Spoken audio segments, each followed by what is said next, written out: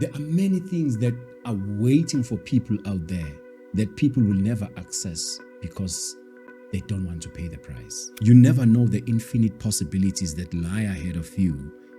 If you make this one change, it is better to try and fail than to fail to try. Find your area of grace. What is it that comes naturally for you? Nothing is going to shift in your life unless you shift. If you want to reinvent yourself, if you are not happy with your current situation, if you are not happy with your current life as it is, you have to think about, what am I going to do to shift things around? Ask yourself what needs to go. We don't reinvent ourselves because we look at what we've done and we know that people are going to think, who doesn't think he's fool if you don't have a support structure? Your desire to change has to be stronger for yourself than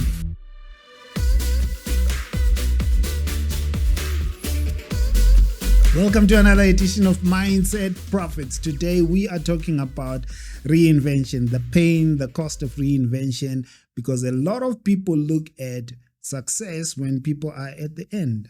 We look at the output, but we hardly ever do a diagnosis of what it costs that person to be that successful. So I'm going to do a deep dive with a man you have seen on TV, you have seen on podcasts. Ramosi, you've been on a lot of podcasts. By the grace of God, because I don't really go out to say, hey, I want to be on a podcast, but is it? We receive invitations. People just keep searching you out.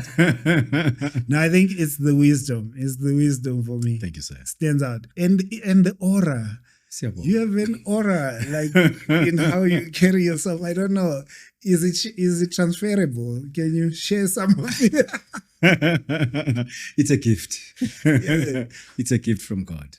So, I can't claim anything from it. It's just something I was born with. Do people ever tell you this though? I've heard, yeah. You've got that thing. My father has it. I think I got it from him. Is it? Yeah, my father is very, in Zulu we say unesithunzi. Ah. Yeah, he's very, yeah. Aura. He has presence. I appreciate you. Thank you so much, man. And when I knew that you were coming, I think one of the big challenges for me is interviewing someone that you respect, that you look up to, that has been a hero you watched and enjoyed on TV, but has been on so many podcasts. You don't want to repeat the same interviews, yes. The same questions. That's a big challenge for me. I'm actually wishing myself all the best. Say good luck to me. Yeah. But reinvention. We see your success. Yeah. We see you in the public space and the fame that you have. What's your connection with this topic? Why did you feel this is an important topic to cover and teach out there for anyone listening? I think it is because I've had to reinvent myself so many times. You know, as a young person, I grew up thinking I'm going to be a Catholic priest. Okay. Believe it or not. So when I grew up, I used to think that I'm going to be a priest, and I forsook that, and I pursued filmmaking, and I've been working for years now, from 1999 as an editor. And at some point I decided, I'm tired of editing now. I need to find something else. And okay, so stage 1, priest, stage 2, editor, stage 3, actor, then actor. And now it looks like there's another stage coming. I'm not sure what it is yet, which for me speaks directly to our conversation, which has to do with a calling from God or a calling of God. In what capacity, I don't know, and which makes it very difficult for me. How do I reinvent myself to something that I don't even understand myself? Because at the moment, it's touch and go. I don't know exactly what my next 5 years looks like.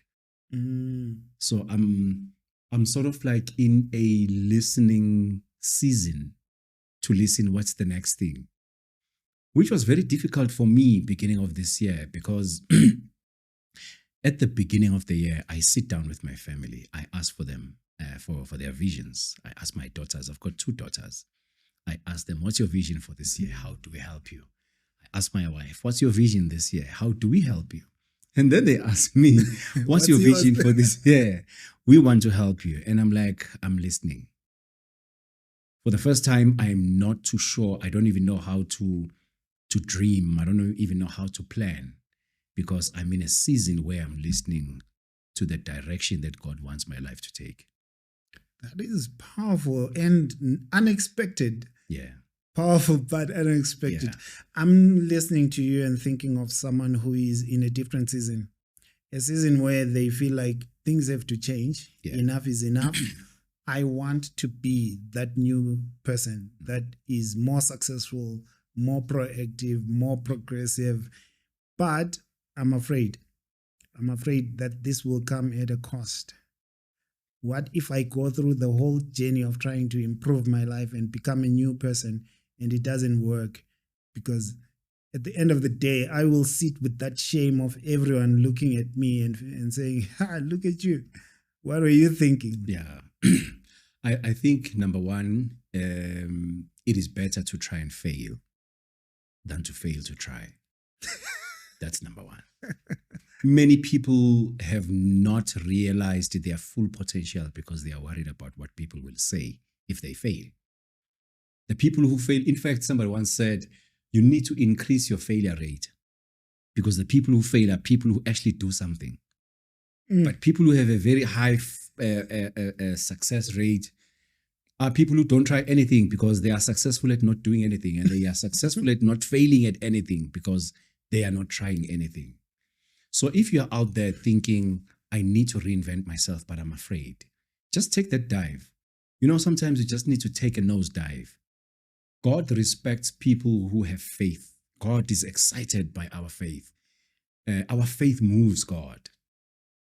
My bishop likes to make a story of David and Goliath, how God was excited, sitting in heaven, looking at this young man saying, hey, I can beat you and I'm not scared of you, you know?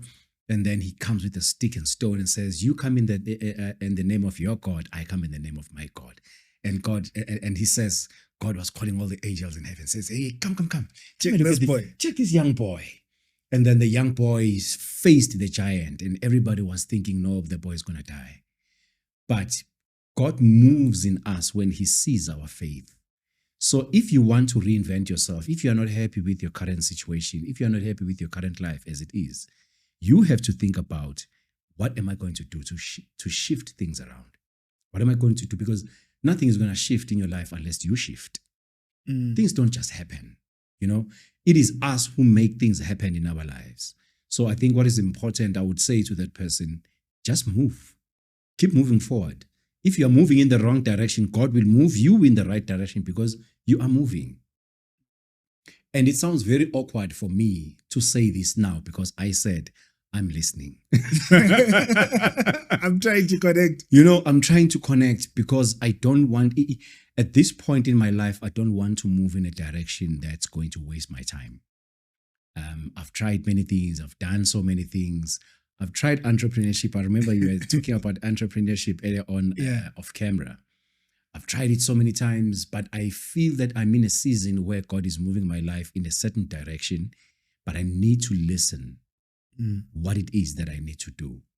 But you have to just move. When you say at this stage of your life or this season in your life, you can't afford to try something that's not going to work, what do you mean? Okay, my colleague always fights with me when I say I'm old. So I just turned 49 this year. Yeah. And if I imagine that maybe, let's say perhaps, I'm just assuming, let's say perhaps I die at 80, it means I've got about 30 years. In my remaining 30 years, I want to have an impact that comes directly from the mandate of heaven. I want to do something that I'm called to do. I want to do something that I'm born to do, because I want to finish the assignment for which I was born. I think one of the most sad things in life is to not listen when God is speaking with your heart saying, it's time to move now to something else. Sometimes we don't reinvent ourselves because we've done something for so long and it works for us. It makes so much money for us. It's our comfort zone. We can do it with our eyes closed, but deep down you know that I need to be moving to something else. So it is that season in my life where God is saying, we've been comfortable here. You've done your acting. You've paid your dues. I think now it's time you do my assignment. But I need to be clear what it is. I need to be sure that if I put everything that I have into the assignment that I have, then I'm putting my assignment, my efforts into something that is my calling. Because there's this thing called your area of grace. We all have an area of grace. You have an area of grace in business. You see business opportunities. You can manipulate things. You can move things around because you see a business opportunity. I get into a space and I ask myself, how do I tell these people to give their lives to Christ? That's you now. All I see is souls to be saved. Somebody else will go into a space and see, hey, this place is so dirty because maybe their grace is cleanliness. So I think one of the most important things when you reinvent yourself is to move in your area of grace. I can never make a good scientist because I don't even understand what are neurons, what are electrons, what are, all of those things. My mind is not my psyche is not wired in that it's direction. not wired in that manner. Somebody else will move in the direction of politics and leadership because they see confusion and they just want to bring order in the lives of people. They want to move in that direction. But I think what is important when you reinvent yourself is find your area of grace. What is it that comes naturally for you? Me, I can speak, I can speak for 2 hours in this podcast without repeating myself. It's my area of grace. Speaking, preaching, talking, that's my area of grace. So I know that what I'm called to do has to do with that, but I need to be sure what it is so that I move in my assignment and finish my assignment. I'm very much inspired by the words in the Bible that says, well done, you good and faithful servant, because you have finished your assignment. That's the game for you. That's the goal. That's in this season, in this time, in this area of my life, that's what I'm aiming for. That's what I want to reinvent myself, but in my area of grace, in what I'm called to do. Because I think, like I said earlier on, the worst thing that you can do for yourself is to keep doing what you're doing because it's working, not because it's what you're called to do. How have you handled fame, or what has the experience been like? Because you are famous. You are very famous. There's no room you walk into and people don't know you. Yeah. How is that experience? Because I want to connect it with how is changing your life and becoming something different to what people know and can understand? Yeah. How is it like for someone like you, especially? Yeah. Because there is a vision that we see and know, and we box you as this person. I think for me, fame is not the be all and end all. I didn't grow up saying, I want to be famous. Rich, yes, but not famous. Yeah, rich, we all. I didn't want to grow up and be rich and famous, but I just definitely wanted to be rich. But for me, if fame, I didn't ask for it. I was working as an editor in the edit suite, and I was working on a drama show called Zone 14 at the time. And one of the producers of the show said, no, there's a small scene that I'd like you to play. It became a big role. And when they had other projects coming, they invited me back. They cast me for a henchman. That's the role where I grew as an actor. I started doing other roles. So I never asked for it. It came to me. So my mind says, it came to you because it's a platform that God wants to use for you to finish your assignment on that platform. You say, for example, you've seen me in so many podcasts. At some point, my wife was saying, you need to slow down now. These are too many. God bless their wives. So she says, no, man, you've been speaking in so many podcasts. But I say to her, that's my pulpit. That's where I get to do God's work. That's where I'm called to impact the world, I don't think I was born for podcasts. I was born for speaking, but podcasts are a platform that God uses. You saw what happened when we walked in and the security guard was like, hey, hush, hush, hush, But for me, It is. Because he respected you. For context, those that don't know, when you were walking in, there were ladies making noise.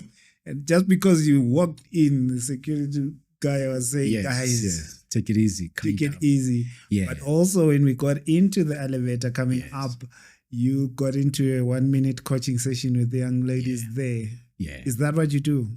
That's what I'm called to do. I'm called to heal and restore. I'm called to heal and uplift.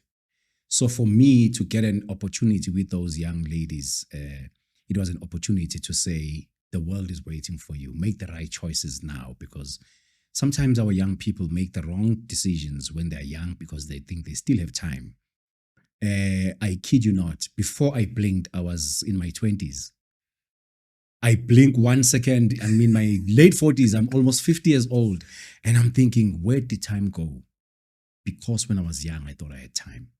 So when I'm with young people, it's always a pleasure for me to share the little that I know with them, my experiences, to say, guys, you don't have time. So make the right decisions now. So how do I handle fame? It is a platform for which God uses to speak his word and to heal and restore his people. Does it not make reinvention or you changing your life to a different season harder? Because now you're doing this in public. And the risk becomes what I talked about earlier when we started. If it doesn't work, it's public failure. And that's fine. I'm okay in my reinvention with public failure, because if I fail, I think one of the things that are hard for me is if something happens to me now. For example, my voice is no longer my own. I'm a very outspoken Christian. I've spoken about Christ in so many places. If there's a scandal, it's no longer just going to be about me. It's going to be about the body of Christ. It's going to be about my family. It's going to affect my kids.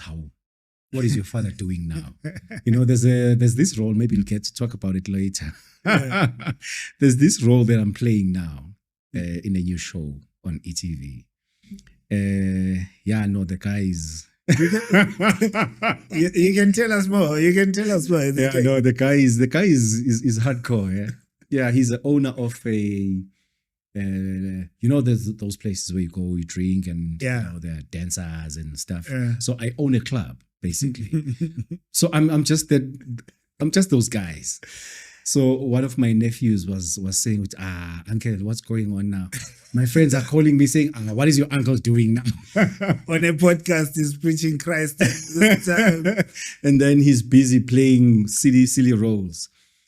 So that makes me realize that whatever I do is in the public eye. So you can't live a double life and you can't live a life that is not in line with what you preach. But my biggest fear is that I often pray and say, God, may I never do things that will bring embarrassment to your name. Like you said, that's public shame. That would be public shame.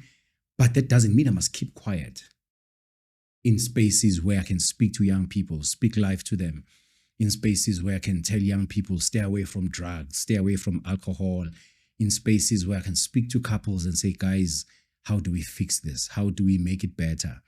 What if tomorrow my wife decides, hey, dude, it's enough now, I'm walking away from you? I've been able to help so many people, but now if I go through a divorce, what do I say to the world?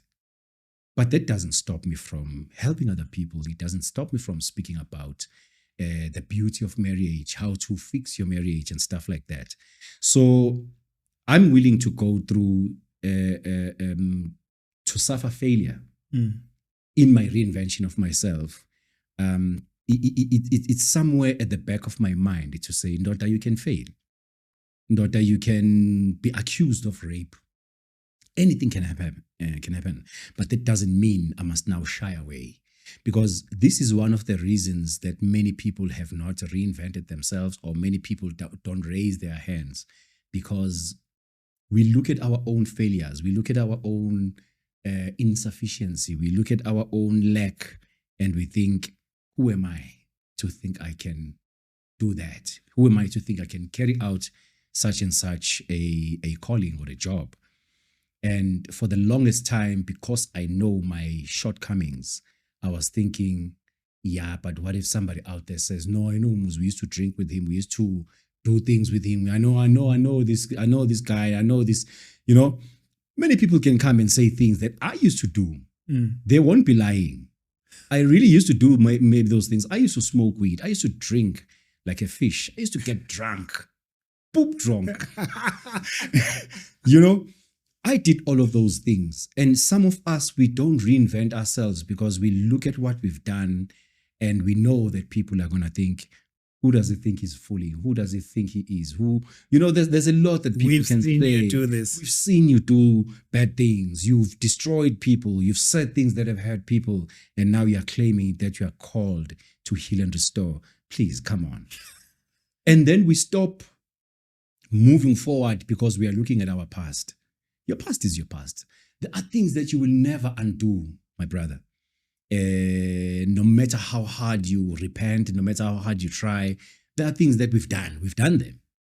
The least we can do is repent and move forward, So I think when it comes to reinventing yourself, stop looking at the past, learn from it. Don't pretend it didn't happen. It happened. You did the things you did. You've hurt people. You've destroyed lives. But now you want to move in a direction where you want to heal and restore. Go ahead and do that instead of thinking, what about the public shame? People will always say things. People said things about Mandela, but it didn't stop him. People were telling Mandela that he's a sellout, but it didn't stop him from working for his people. I don't know which African leader it was who said the problem with Africans is that while you are fighting for them with your left hand, you need to protect yourself from them with your right hand. So sometimes you help people, but then they destroy you. If they did it to Christ, who are we? They were calling him, they were saying, Hosanna in the highest. A week later, they were shouting, crucify him. So people will always crucify us. So rather be crucified for trying to do right than stay stagnant for the fear of what people will think and say. Have you ever received hate on social media? I did. Actually, I was telling a colleague of mine, Ukabonina, this story today, Uguti. There was a young lady, she apologized. She repented. She said she was sorry. She thought it was a joke. So I'm not saying to put it down or anything. So there was this TikTok challenge of deadbeat dad. Oh. Yeah. So I do not know her from a bar of soap. We've never met. And I think she has her facial structure looks like me. So she did that. And so how this happened was you take the picture of your father and then you put a picture of yourself and say, this is the deadbeat dad who doesn't do anything for me, but he's got money, and he's doing this. And with your face, it was going to fly. I get a call from my cousin, Ulu. He says, hey, did you see this person on social media? I'm like, what's going on? I said, no. I'm driving. I'll check it out when I get home. I get home, I see comments, people saying, yeah, and he claims to be a man of God. Look at these fake pastors. Look at these false prophets. And I'm thinking, who is this person? I've never seen my wife that angry. She was literally shaking. So she confronted her, sent her a text via DM, and they spoke. She sent her number, and my wife tried to explain to her the meaning of what she had just done. Endorsement deals that I could lose. The work that I do that I could lose, but I received the backlash from that. I don't think I've been that lucky to face a backlash on social media for other reasons. Maybe every now and then for something you post, for something you say. I've been very outspoken about Christ and Christianity. And so when something like this pops up, it attracts attention. But also in terms of culture and the Bible, I've been very vocal about such things. And some people are like, nah, I thought this guy was a man. He's nonsense. How can he say that about our ancestors? What did we worship before this Bible of yours? So the backlash I've received has been primarily about my stance as a Christian and also from that little incident. So with this incident, you let your wife handle it. You did not get involved. I didn't get involved, only when she handled it, and the young lady said she was sorry. She thought it was funny. She thought it was a joke. Only then I made a video to say, guys, there's something like this. If you happen to see it, just know that it's been sorted. But it's not true. I don't know her. She's not my child. But it was just unfortunate that the young person thought it was funny. Mentally and emotionally, what was the experience for you? I was very angry. But I think how my mind works is, now that we're here, what needs to happen? I don't wish things were different. I don't wish. It's now that we're here. Now that we're here. Okay. So now that this has happened, what needs to happen? What do I need to do? So my wife said, don't worry, I'll handle it. But I was very afraid because the way she was angry. When someone is shaking, anything can happen. Understandably, though. Yeah. That's not something small. Yes. But fortunately, it didn't catch fire like I thought it would, because we handled it on the same day. But I think, what was said for me? What was said was, most of the comments on that video were coming from fellow Christians. Ooh. Yeah. When you feel like people have been waiting for this moment. And it's like the thing that you just described right now. Yeah. That as Africans, as you are helping them with the one hand, you need to defend cover yourself from them with your other hand. That's how it felt for you. It was just a sad revelation for me. Uti, you are walking with people who are just waiting for an opportunity to bring you down. It's like going with friends to a party or something, and then maybe you drink and you get drunk and you are in a compromising situation, and then they are the first ones to take a video. But you're like, but I've been with these guys for forever. I know them. How could they do this? It's like there is a potential of being evil. Just we don't have the opportunity to express it. So I think it was very disappointing for me to see that actually this is what we do to each other. I remember when there was a video about this great man of God who was found in a compromising situation, with the whole Diddy stuff. Yeah. It was us Christians who were busy forwarding those videos to one another. And we were not forwarding them to say, let's pray for him. We were forwarding all of these things to say, did you see? Yeah, how the mighty have fallen. We become just like the world when we are given an opportunity to be like the world. I think for me, that was sad when I faced it firsthand. When you look at the life that you lived before you changed to be this man who's following a calling. Yeah. The drinking, the smoking special stuff. The holy herb. The holy herb. Were you that heavy on those things? Yeah, I was hectic. I used to drink like a fish. Is it? And I never really used to fight. I just became a nuisance to handle. I became a nuisance to the people that I was drinking with. I would... I was taking you places. Yeah. I would be at a party and I would be drinking and smoking, and I want to drink other people's alcohol, and I was just unruly. Yeah, I was a nuisance. Without the violence. Yeah, no, I was just never violent.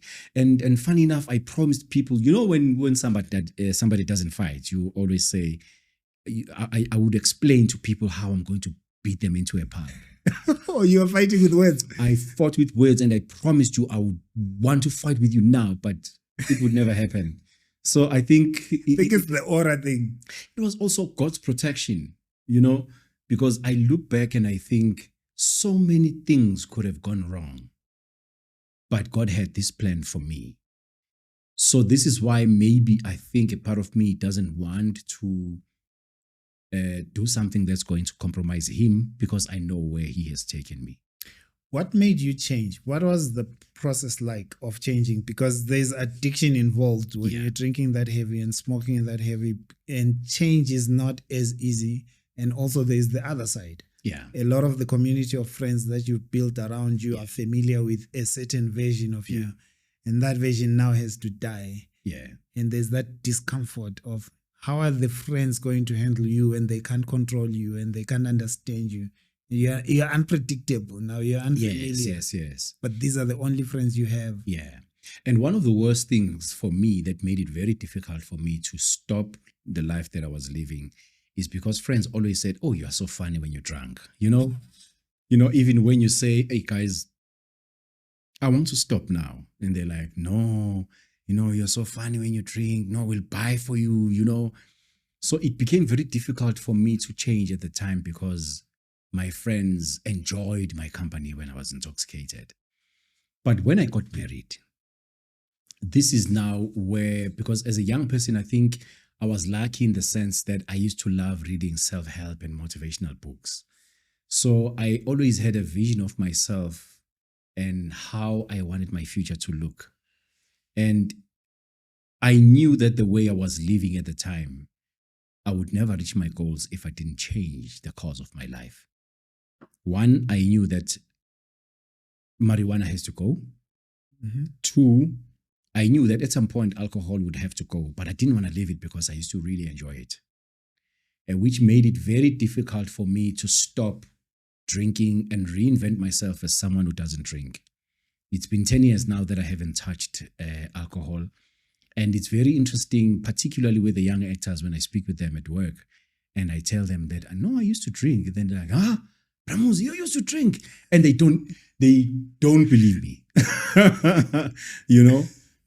because of the effort that I later put into my life to say, this needs to change.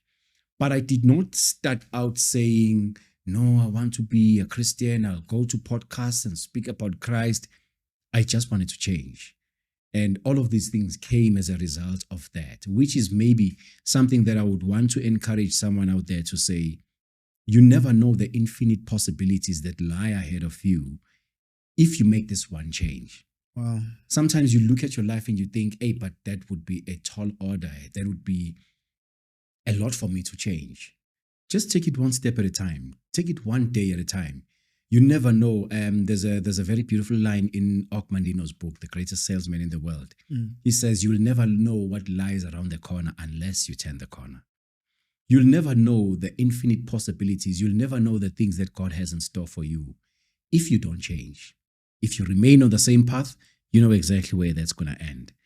But I changed because when I got married, number one, I knew that my wife hates smokers. So I stopped smoking, So that fell off first.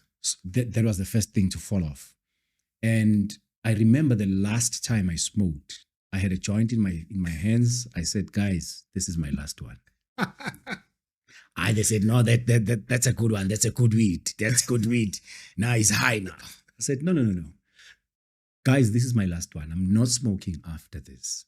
So I smoked it, I finished it, and I never touched it afterwards. The difficulty for me became with alcohol. It was very difficult for me to quit alcohol because I used to drink and I used to love it. I used to enjoy it. I think with weed, when you drink, when you smoke, your breath smells bad. My eyes used to be red from smoking. I had thick bongo dreads. I looked like a smoke. I looked like a thug. Yeah, I had dreadlocks. You've been fine. I was deep into this. I used to live with the Marasta. I lived a Rastafarian lifestyle. So at some point, I looked at the picture that I was painting at the time. And I looked at the portrait that I had as my vision when I was reading the self-help and motivational books. And I realized that the two will never match. One has to go. If I need to attain this, what must go? Which maybe is one of the pointers to say, if you want to reinvent yourself, ask yourself what needs to go. and resolve in your heart to pay the price, to let it go in order to accomplish what you want to accomplish. For me, then, I gave my life to Christ in 2006, but I did not quit alcohol. I would go to church, I would go to parties at night, and I would drink, and I would go to church the next morning smelling of alcohol. But it wasn't that experience for me. When people say, when I gave my life to Christ, my life changed. No. Mine didn't change overnight. It was a very slow and painful change, because I would quit maybe for 3 months, and then I would be like, no, let me celebrate. Celebrate quitting. Let me celebrate just with one cold one. And then one cold one would be followed by another cold one. Before I know it, I'm back to my old routine. Until I think I quit in 2015. Was it 15 or 16? It was either 2015 or 2016. I was drunk and I was driving. And I woke up at home after drinking with Amajita in the township. And the story of Jub and his friends causing that accident, or being involved in that accident, it was a game changer for me. I remember waking up in the morning, something saying in my heart, in my spirit, something said, if you don't quit your lifestyle now, you are next. Those were the words I heard in my heart, to say, if you don't quit now, you are next. You will wake up in hospital, or you will wake up in prison, having killed someone. I think the thought of that scared me so much, because that day I woke up, I think around 2, 3 in the morning, and I had to go outside to see if my car was there, or to see if it didn't have any dents, or to see if it didn't have any blood.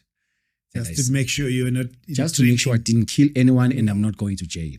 Because that voice was very strong in my spirit to say, if you don't change, you are going to end up in prison. That's what it took.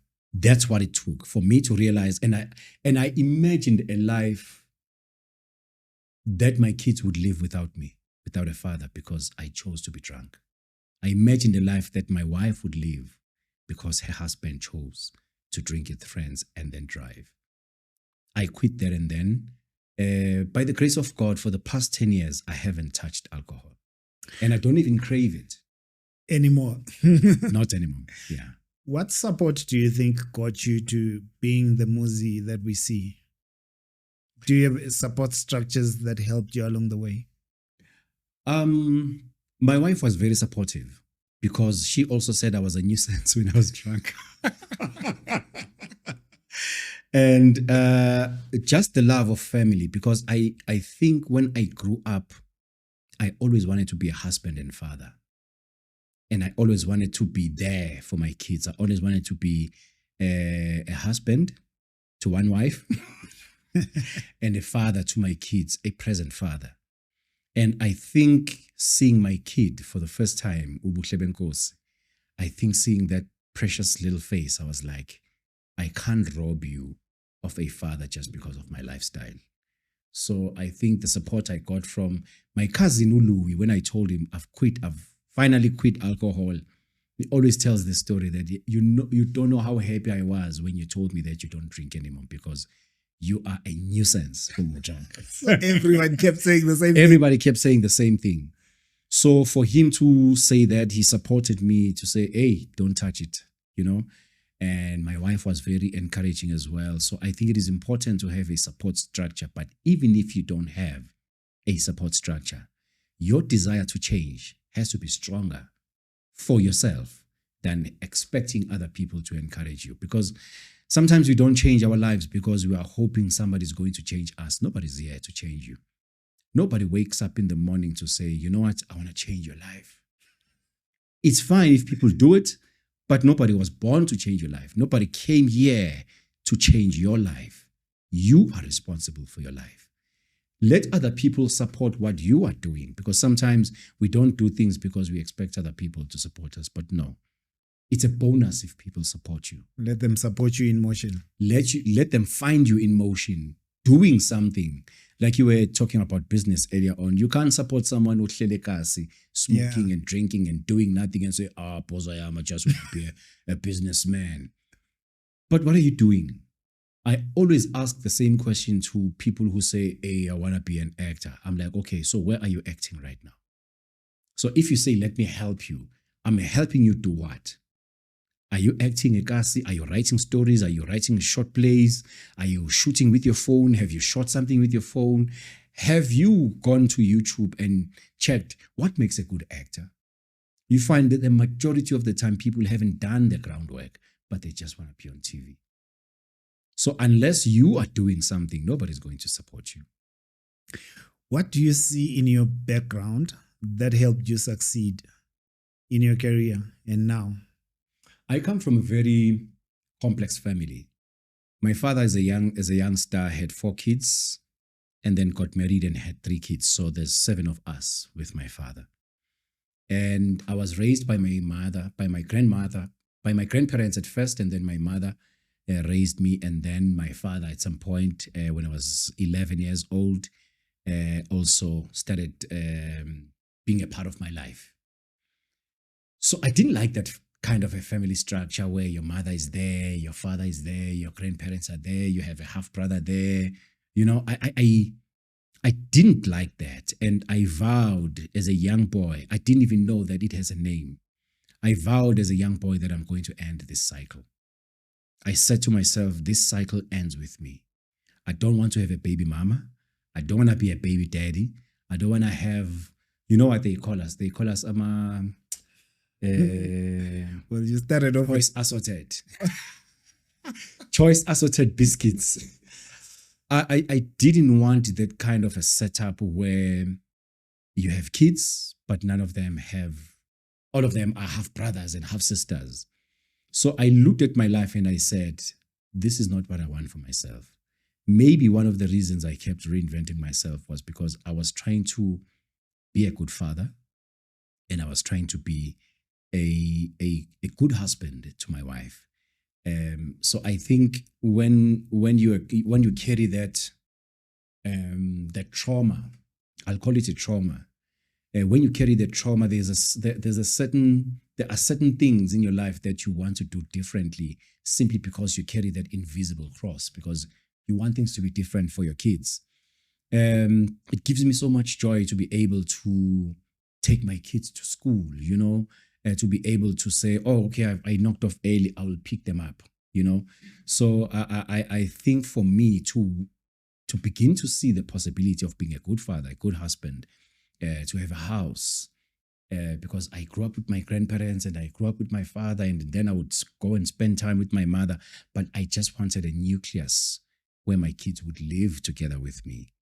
So I think for me to want to do better, I wanted to do better for them, because I know what it's like to live with your uncles, to live with your aunt, to live with your grandmother, to live with your other grandfather, to be all over the place. I know what it's like. So I wanted different for my kids. And when I got married and had kids, that's when I decided that I need to take my life seriously and I need to change certain things in my life. Sure, you are powerful. What if changing your life, though, comes with a financial cost? Because sometimes the thing that I'm doing now could be what's paying the bills. Yeah.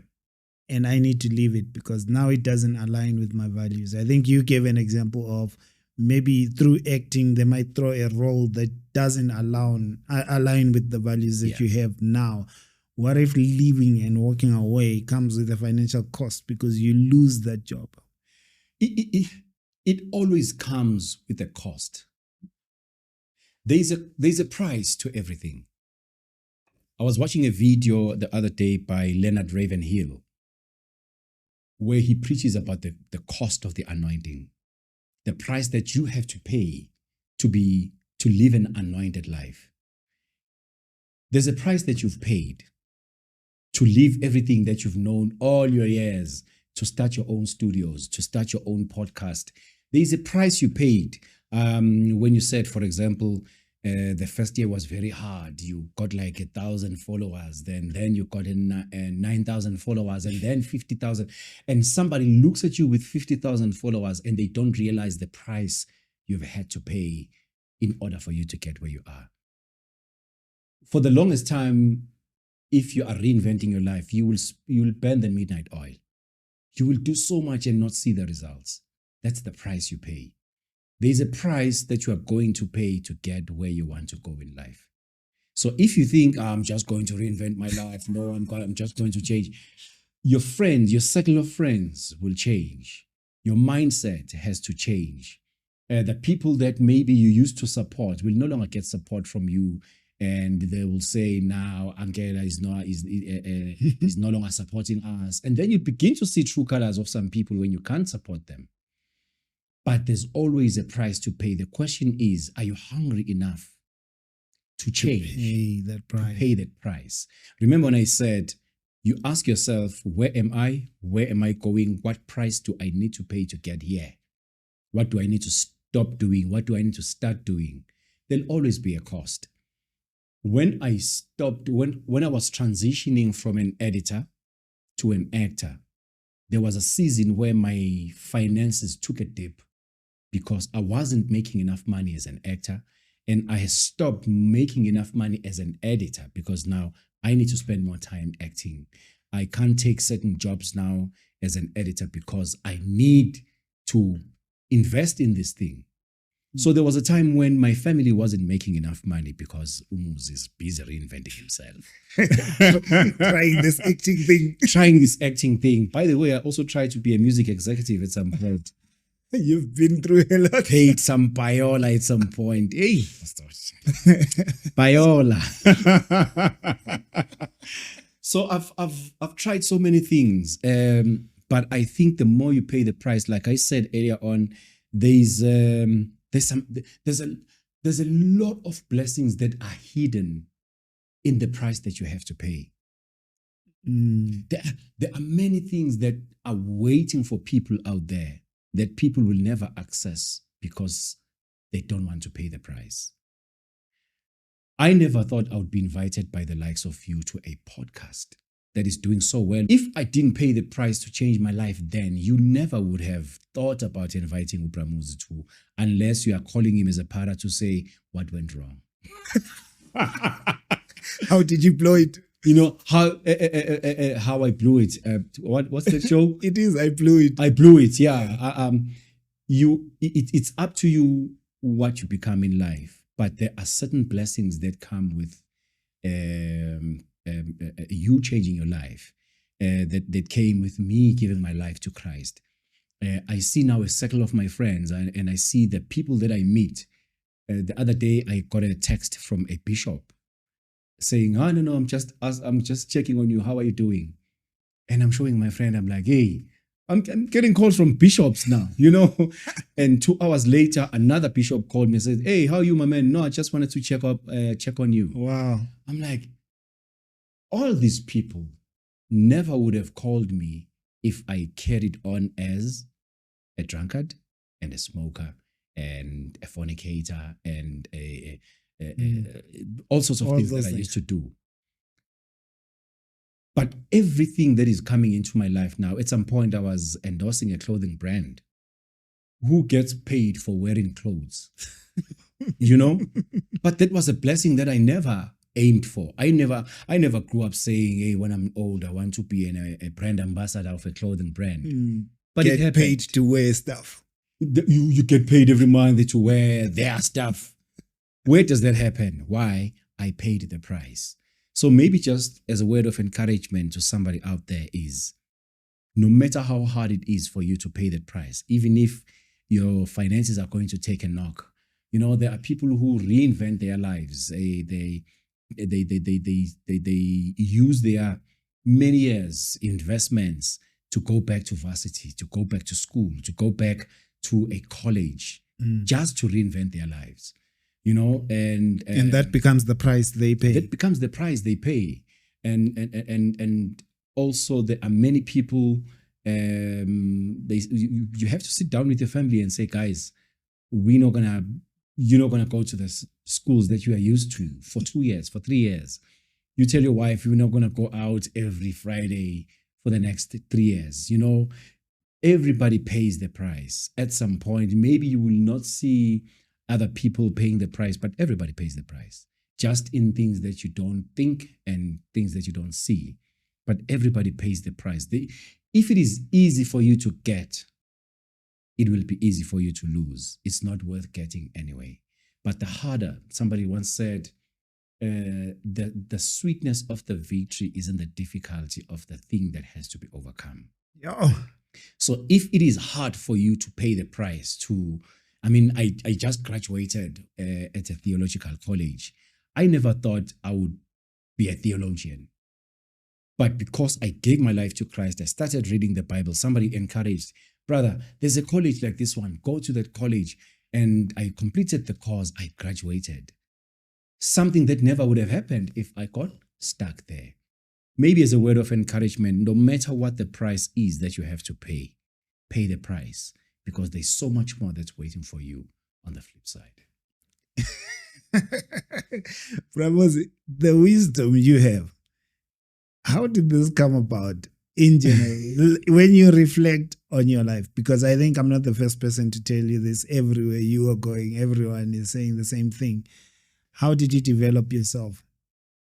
I think one of the greatest things in my life, number one, the two men in my life that really contributed to making me the man that I am is my father. My father is an academic. He was a very prolific figure when I grew up. I looked up to him a lot and he encouraged me.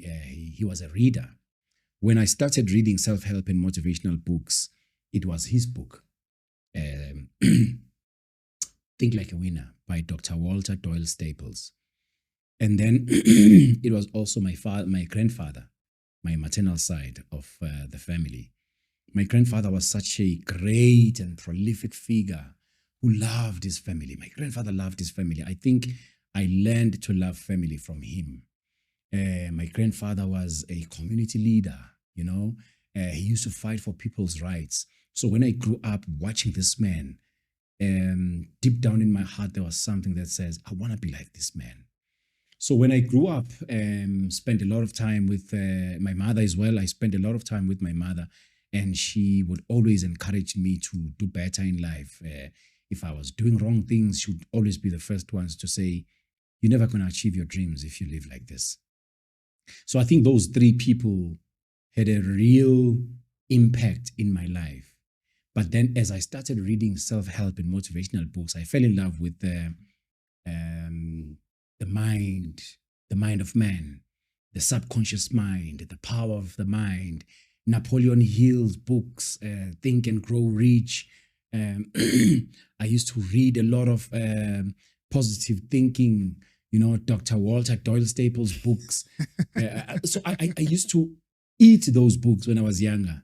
So I think... it does make sense. Yeah. So I think reading those books helped me a lot. And just also observing life, which is why one of the things I started was a book club for young people, because I saw what books did for me as a young person. Even though I was bad, smoking and drinking, at the back of my mind, there was always a voice that says, you are going off course from where you are going. So I think the knowledge base is based on the books that I read. I still buy books. I think one of the things that I like to do is giving books to people because I know what they did for me. That is power. This has been a powerful, sobering masterclass where you sit and just get mentored. What is the vision that you have for your legacy? Like, what's the impact, broader impact you want to make? If and when I die, the one thing that would make me happy is somebody saying, my life changed for the better because I met Muzi Mthabela. That's the vision. How that's going to happen, it depends on, as I said, I'm still listening. I'm still listening to God for a direction. But where my life ends up and what I do, it depends on what I hear in my secret place. But I think the vision for my life is leaving a legacy of helping other people heal and restore. That's wonderful. As we wrap, Ramosi, can you speak to this? Africans working together, because we struggle for the most part at that. And I believe someone was funny enough, before I came here, I was talking to someone who wants to start a podcast. Their podcast is focused on women and women empowerment, speaking to the girls. And he said something that I never observed. He said, women are the majority in South Africa, and if they were better organized and supporting each other, we would have had a women president by now. And I thought, I've never thought of it that way. Yeah. But I look at, in general, we suck at just supporting each other. Yeah. What I see most times, and a lot of entrepreneurs that I coach tell me this, they are even afraid to share their success with family members, because a lot of resentment comes instead of celebration, to say, you've showed us the way, teach us. Yeah. Instead of that, it's more, what are you doing for us? Yeah. And if you're doing nothing, who do you think you are? The biggest change that needs to happen with Africans is a mindset of destructiveness. We are destructive as Africans. The solution is one. Everything else will fall into place as a result of that one thing. We need to love one another. If you see what's happening in our country right now, regardless of what your opinion is about why it's happening and how it's being conducted, I can even see on TikTok, on YouTube, the focus is on South Africa, how we are beating foreigners, black foreigners. There are Chinese, we are not beating them. There are white people, we are not beating them. We are just beating black Africans. It stems from a deep self-hatred as black people. And by black, I'm talking from Cape to Cairo, or anybody else outside for that matter. We don't love one another. We don't love progress. We don't like to see each other progressing. You come to our townships, you see how filthy they are. And I look at TikTok and I see other African countries. I see that we are living in poverty not because we were born to be poor, but because of a lack of love for one another. There's there's divisions. I mean, at some point there were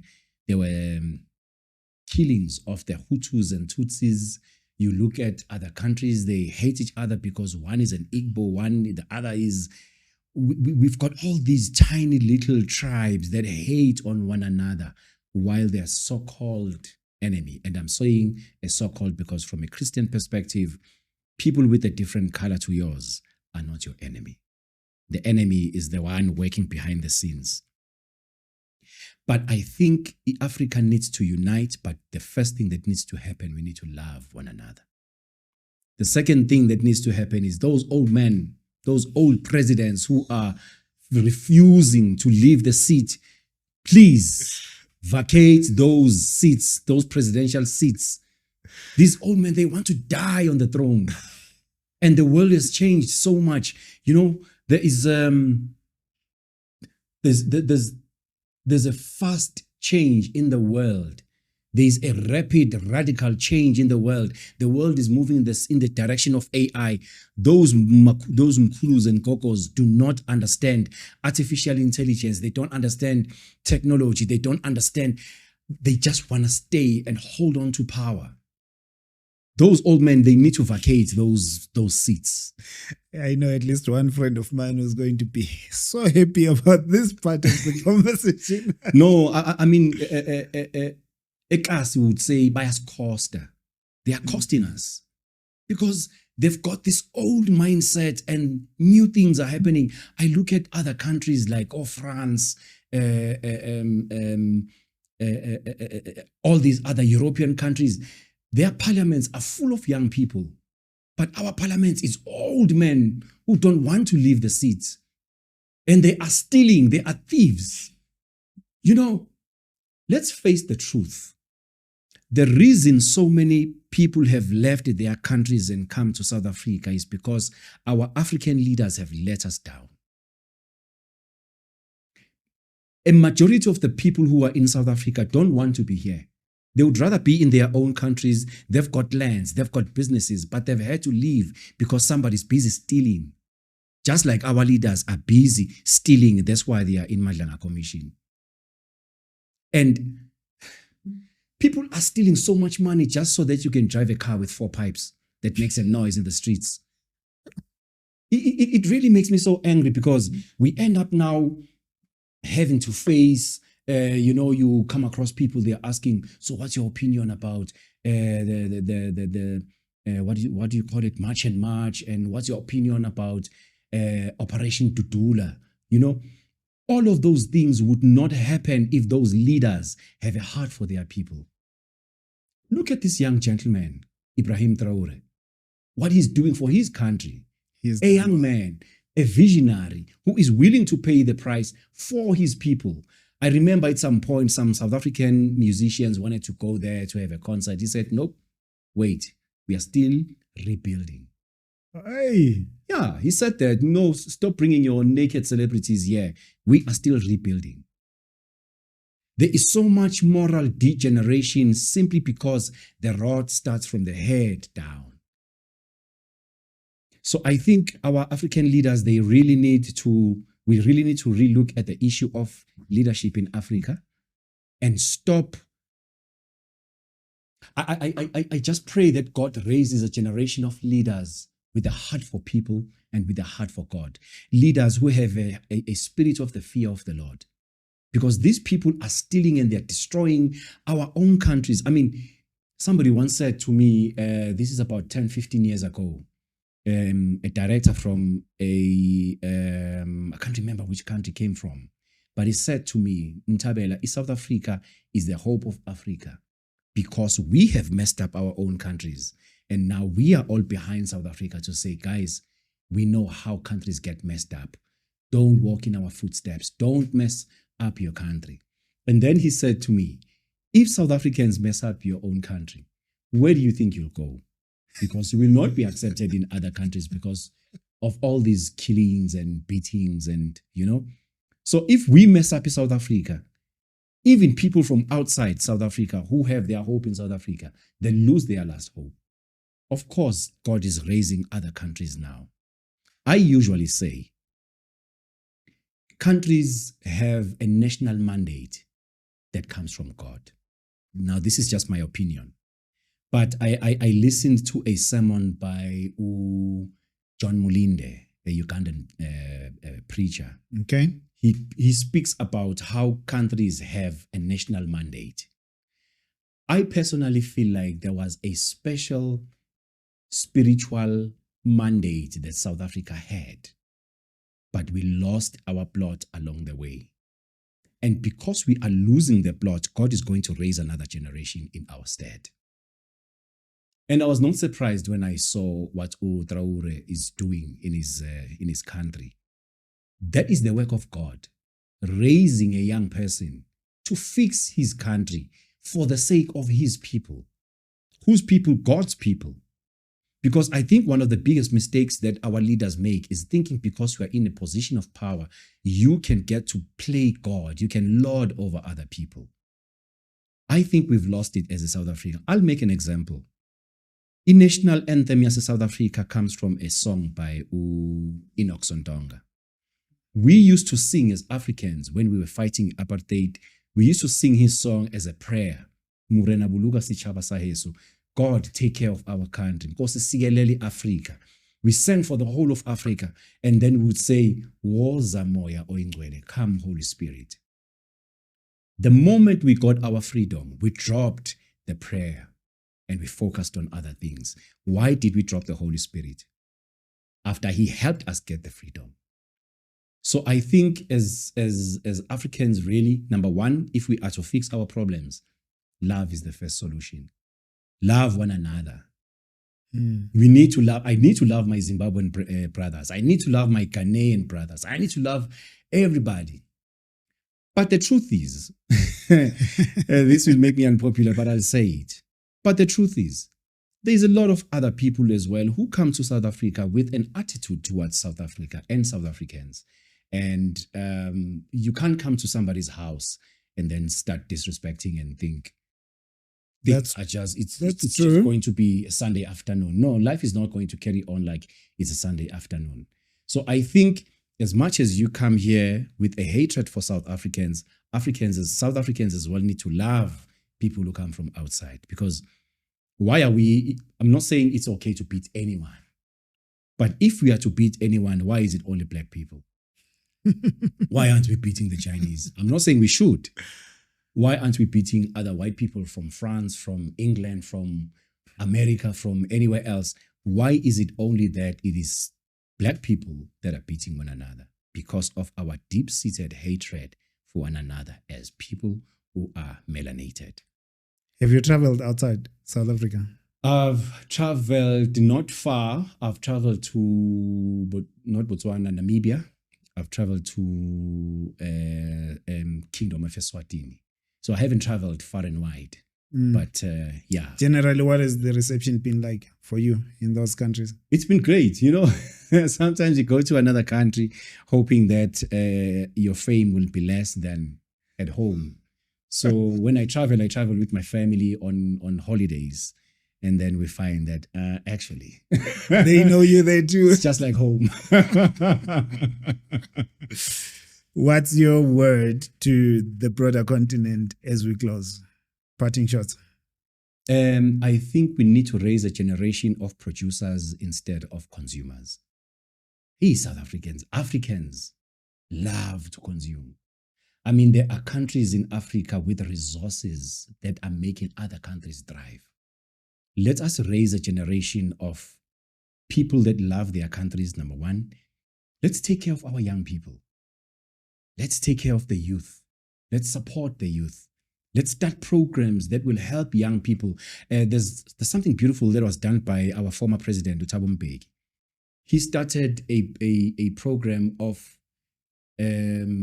teaching young people leadership. It was Ntando Maseko Leadership Institute or something like that. Let's help our young people become good leaders. Let's train them young to become good leaders. I love how the Indian community, for example, trains their young people, their sons and daughters, how to run their businesses. We end up saying, so-and-so had a snake because the businesses fail after the father dies. No, he didn't have a snake. He just didn't pass on the baton. I think let us learn to pass on the baton. Let's learn to take care of our young people. Let our leaders, instead of sleeping with our young daughters, let them help young people. Let's empower each other. Let's empower women and not just abuse women. We've got one of the most beautiful continents. Everybody wants to come to Africa. I hear there's a program where you rent a husband. I didn't know about that. People from other continents come to Africa to rent a husband. I mean, what nonsense is that? Maybe we should ask ourselves this one question. What is it that other people see in us that we don't see in ourselves? That's my last word. That's a powerful one. What can we look forward to? And who should look for you? What do you mean? Book, whatever it is, what's next that you want to sell, that people should look out for? My dream at the moment is to start Christian content in terms of filmmaking. There is a book that I'm writing. I don't know when I'm going to finish it. You're still listening? I'm still listening because I don't just want to write a book for the sake of writing a book. It has to be inspired by God. Yeah. I think I appreciate that you honored the invite. It has been such a pleasure to host you. And thank you. It's one of those conversations where I sit and feel upgraded as well in mindset. So thank you. I really appreciate you. Thank you so much. Appreciate the work that you're doing. Siyabonga baba. The podcast that you want to start, yes, please do start it. What we can do once you do start it will help you launch it as well. Awesome. So we want Thank you for joining us till this time. Do show us some love in the comments. If you have questions for Ramosi, you can pop them in. We'll look forward to those as well. But otherwise, from our side, see you in the next episode.